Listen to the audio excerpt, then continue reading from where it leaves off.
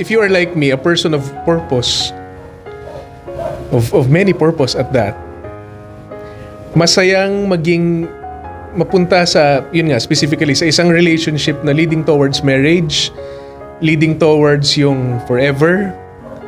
Masaya yun kasi, like me, as a person of many purpose, aligned to what Ma'am Lalaine said, is masayang magkaroon ng someone na meron kang security na who will stay with you forever, who can help you, who can assist you, who can support you sa lahat ng gusto mong gawin para sa mundo.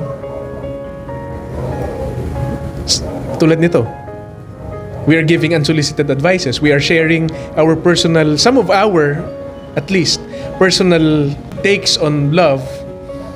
Kasi I and she also believes na this might help other people. One of our purposes, makapanood lang nito na makarelate and baka matulungan namin sila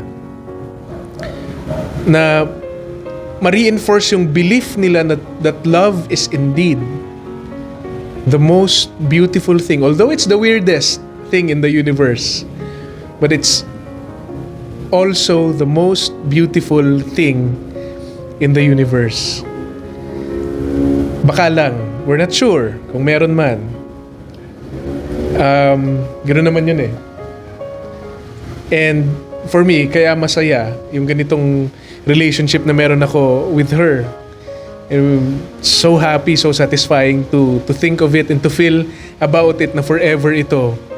All throughout and through. Kahit saang dimension man kami pumunta, you know what I mean? Masaya kasi she's always with me sa ganitong mga klaseng context, aspects, usapan, projects in business, in our lives as entrepreneurs and educators. Masaya. Iba yung feeling para sa akin.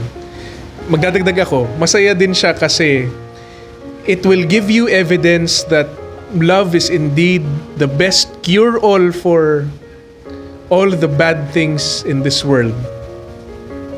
If we can only love one another, not romantic love. Don't just focus on romantic love, but love in general. Love for your family, love for whatever, love for whoever. As long as nandoon, it's a testament na it's indeed the most beautiful thing.